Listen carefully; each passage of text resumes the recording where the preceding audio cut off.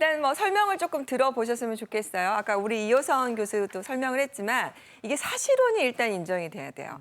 이게 사실혼이 인정이 안 되면 그냥 단순히 돈을 빌려준 게 돼서 정말 저 나쁜 남편 말대로 이 돈만 원금만 갚으면 되는 거고요. 그러지 않은 이상에 공동 투자해서 수익을 분배한다는 약정이 없는 이상 돌려받을 수가 없어요. 그런데 이게 사실혼이 인정이 돼야 이게 재산 분할 개념으로 해서 내가 종잣돈을 줬으니 기여가 있다고 해서 돈을 받을 수가 있는 거거든요. 그래서 첫 번째는 이제 하나의 문턱이 사실혼이라는 걸 인정받는 게 문턱입니다. 네. 그다음에 이제 비율로 넘어가는 건데 사실 비율이라는 것이 공식적으로 정해진 것은 없어요. 그런데 이제 종잣돈을 제공했기 때문에 상당한 기여로 보이는데 만약에 한 방에 10억이 됐다. 그러면은 기여도는 5대 5를 넘어가기가 좀 어려울 것 같아요. 네. 왜냐하면은 그 한 방을 선택하는 데 있어서 남편의 지식이 굉장히 컸다. 뭐 이런 게 중요하면은 또 거기에 기여도가 남편의 기여도도 상당히 있다고 해서 5대 5도 정도 될 것 같은데 자 2천만 원을 줬는데 종잣돈을 만드는데 몇 년이 걸렸다.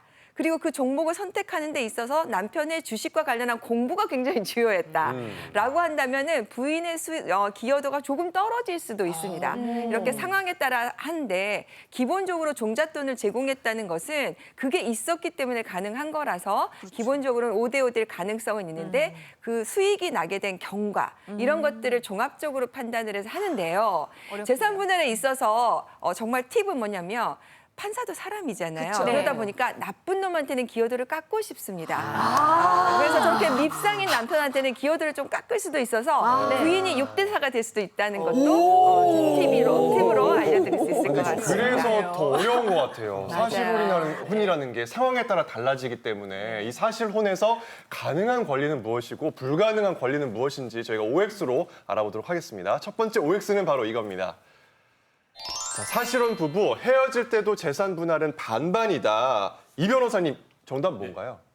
정답은 동그라미이긴 한데 약간 조금 틀어서 동그라미가 되겠네요. 그렇죠. 사실혼의 경우에도 이제 앞서서 계속 말씀드렸다시피 법률혼처럼 뭐 위자료, 재산 분할 다 인정이 돼요. 왜냐하면 같이 고생하고 남편하고 아내가 같이 고생하고 명절 때 같이 다니죠. 시부모 모시죠. 다 똑같이 살았는데 재산 분할 나중에 해줄 때가 되니까 한 푼도 못 주고 몸만 나가라 하면 얼마나 억울하겠습니까? 억울하죠. 재산 분할 위자료 다 똑같은데 이제 상속받을 권리만 없는 거죠. 근데 이 재산 분할은 법률혼 이혼할 때하고 똑같아서 기여도를 구체적으로 일일이 사건마다 새롭게 따져야 돼요. 그러니까 항상 절반을 받는 건 아니다.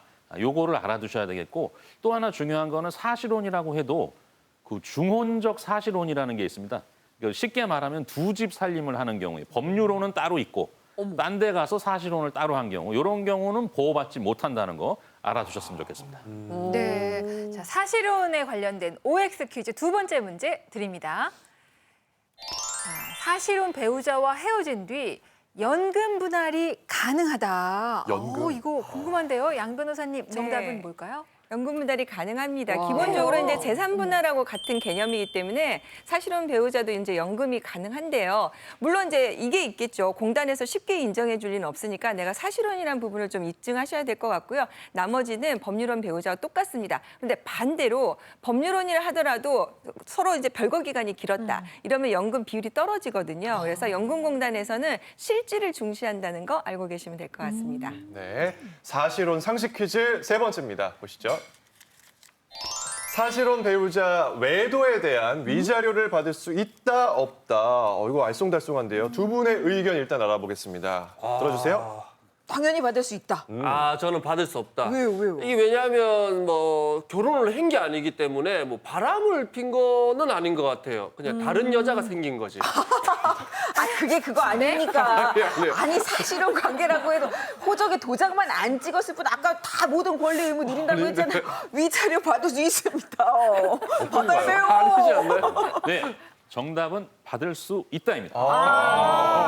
사실혼 부부도 당연히 뭐 법률혼과 똑같을 정도로 보호가 되고요. 또 사실혼이라는 점을 이용해서 예를 들어 뭐 지방 근무를 하면서 총각 행세를 하고 이렇게 해서 이제 바람을 피시는 경우가 가끔 있는데 이 경우에도 사실혼 배우자가 얼마든지 위자료 청구를 할 수 있고요. 또 그 사실혼 배우자하고 사귄 그 상대방 여성이 있죠. 여성이나 남성, 상간녀, 상간남이라고 해가지고 그 사람에 대해서도 손해배상 청구가 가능할 수 있습니다. 네. 이렇게 사실혼의 경우에 이렇게 법적으로 보호되는 부분들이 있으니까 유산 상속도 될 수 있겠다 생각할 수도 있겠다는 생각이 들어요. 네. 확실히 이렇게 내가 보호받을 수 있는 권리가 있고 보호받지 못하는 권리가 있기 때문에 사실혼을 하게 되는 경우 혹시 만일을 대비해서 뭐 최소한의 안전장치 같은 건 좀 갖춰야겠다 이런 생각도 드네요. 만일을 대비해서가 아니라 제가 볼 땐 반드시 해놓으셔야 될 것 같아요. 이 관계를 증명할 수 있어야지 우리가 사실혼 관계다라는 걸 알 수 있는 거잖아요. 그래서 우리가 조금 전에도 여러 가지 좀 살펴보셨습니다만 제일 먼저는 당신과 나 사이에 이런 뭐 결혼식과 유사한 형태의 뭐 사진이 있다든지 아니면은 제일 먼저 둘이 같은 동일 거주지에 있다는 주민등록상의 주소가 같아야 된다든지 우리가 양쪽 집의 친인척들 다 알아. 이런 교류 여부도 알아야 되고요. 그다음에 왜 뭐 깨똑이나 문자나 이런 데 보면 여보, 여봉봉 뭐 이런 거 들어간 거 있죠. 남편, 네. 여보 이런 거 들어가 있는 거 너무 중요하고요. 또 서로 간에 공동 생활비를 지출해서 생활비를 서로 나누어서 쓰고 이것과 관련해서 뭐 이런 뭐 나누었던 증빙이 있다든지 이런 거. 그리고 주변 사람들이 이 집 부부예요. 이런 증언들이 있었던 거 아니면 뭐 전화 통화에서 서로 얘기가 됐던 거 다 좋고요. 그밖에 뭐 내가 우리 결혼식장 그 전에 예약한 적이 있었어. 이런 증빙들도 다 해당이 되거든요. 무조건 가지고 계신 게 없는 것보다 100번 낫습니다. 네.